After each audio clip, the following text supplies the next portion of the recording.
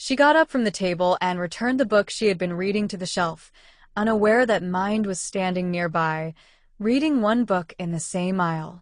By the time Rin made her way down and reached the same book, Mind was already long gone. It wasn't clear what made Rin curious about that book, but she flipped through it from the middle to the last page, then back to the beginning when she decided to take it with her.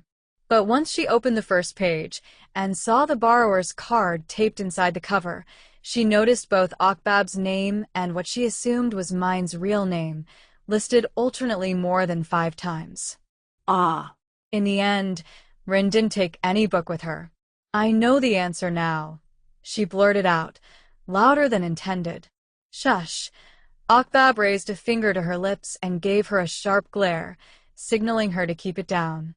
Rin realized her mistake.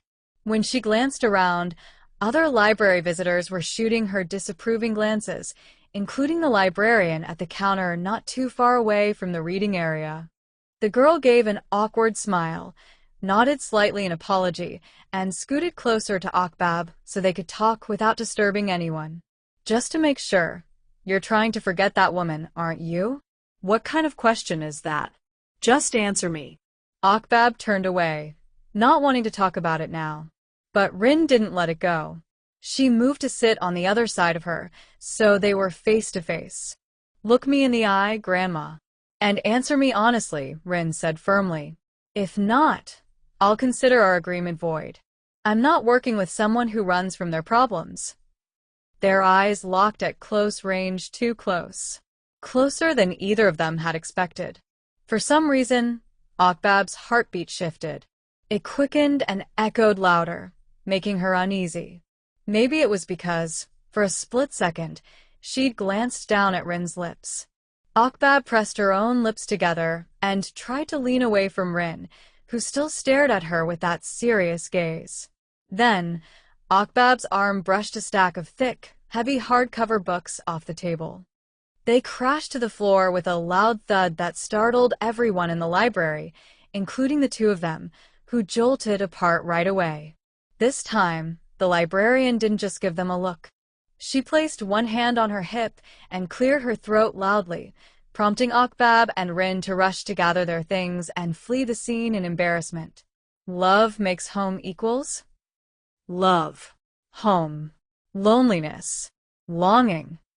Akbab jotted down single words as she brainstormed for Rain's project. But when she looked down again, somehow the word kiss was also on the list. She flinched and slapped her cheeks to snap out of the image of Rin's face from earlier that day. She crumpled the paper and tossed it away. "Ugh, I got nothing done. A whole day wasted," the young woman grumbled in frustration. Then her phone rang with a call from Rin. That made her flinch again. She hesitated, unsure whether to pick up. "What is it?" She finally answered, worried that there might be something urgent about work. "I've got an idea. Can you schedule another meeting with Mr. Rain?" "Does it need a meeting?" "Come on, trust me. I promise this is going to work." Akbab was confused and maybe a little nervous about whatever Rin had come up with. But with that confident tone and the track record of Professor Rin, she decided to trust her and went ahead with the request. The client agreed to meet the very next day. "We'd like to visit your house again, if that's okay." Rain and Mink exchanged a quick look. "Of course. Actually, there's no need to ask me. You just let Uncle Mun know, and he'll unlock the house for you." "Thank you." "There's one more thing we'd like to request," Rin said, and Akbab, who had no idea what that request was, started to feel uneasy. "Go ahead." To gather details as thoroughly as possible and understand the pain points from a resident's perspective, we'd like to request permission to actually live in the house for 1 week. "What?" Akbab screamed internally and turned to stare at Rin in disbelief. The couple looked equally stunned. "If we get to stay there, we'll be able to understand the house more deeply and figure out what should be adjusted or redesigned." Akbab tried to signal Rin to stop talking, but it didn't work. "You're serious?" "Yes." "I believe this approach will help us think outside the box. Sometimes, straying from conventional methods leads to unexpectedly good outcomes." Mr. Rain, Mrs. Mink, I'm so sorry. Please don't mind Rin. She's recently joined us and is still learning how we usually work. Akbab quickly bowed to the couple in apology. But the husband and the wife, after a brief pause, burst into laughter. They loved Rin's request so much, they even clapped. That's a very good idea. As expected of the person behind Rinchatek. You're welcome to stay as long as you want, Mink said. The house is empty, right now anyway.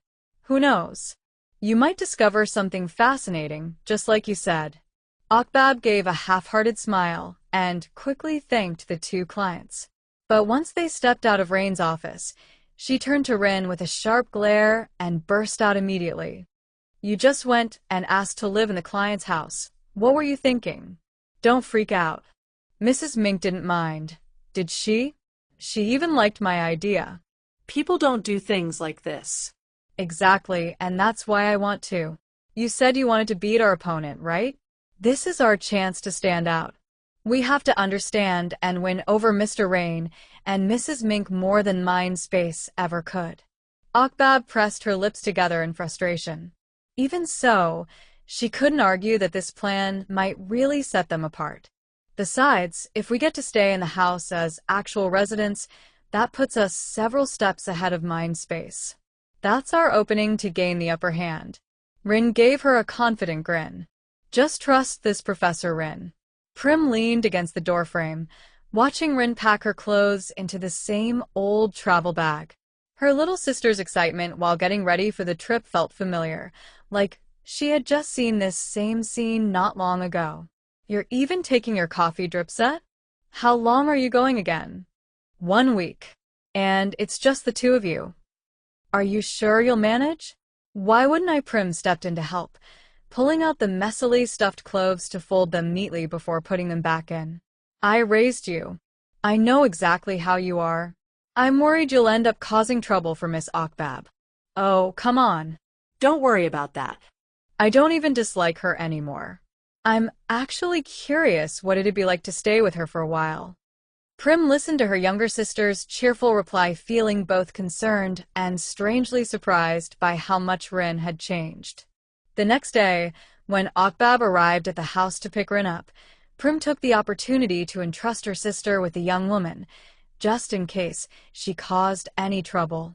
Please take care of Rin, Miss Akbab. Do your best to tolerate my sister.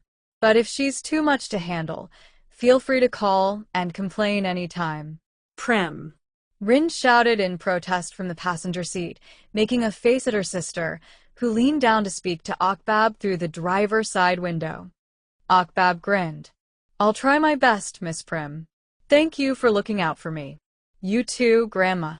Enough already, go. And didn't you bake cookies, Prim? If you don't get them out in time, they'll burn. Prim let out a small yelp. She had clearly forgotten about the cookies. The woman quickly waved them off and ran back inside.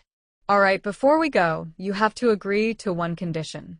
And that is, this stays a secret.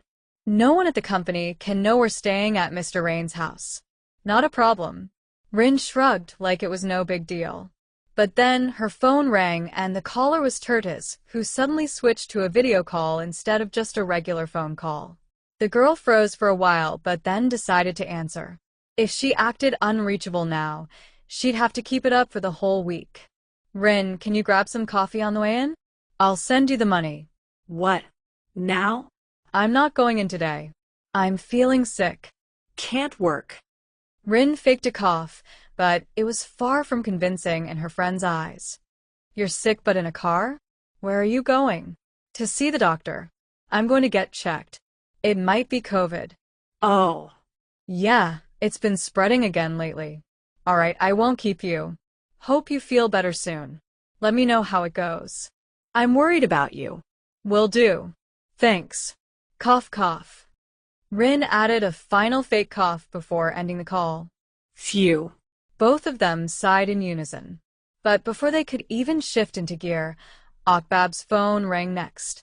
It was her oldest brother calling with a regular phone call. She hit decline to end it quickly, but then he called again, this time on video. Maybe Mr. Pat has something urgent, Rin guessed. Akbab thought so too, and was about to answer. Wait. The background's the same. What if Turdiz is with him? We'd be busted.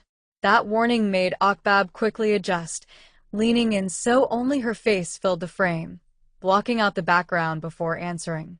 What is it, Pat? The young man jumped when he saw just his little sister's big eyes and face taking over the whole screen. Jeez. You scared me. Hey, have you been able to get hold of Chan? He's not picking up my call again. He's probably out in the woods again. Oh, and Pat, I won't be in the office this week. I'll be busy with Mr. Rain's project. Got it. That's all. Ugh, damn Chan. That little punk. When he's back, I'm gonna let him have it. Pat ended the call mid-rant, finally allowing the two girls, who had been tensely holding their breath, to breathe a long sigh of relief.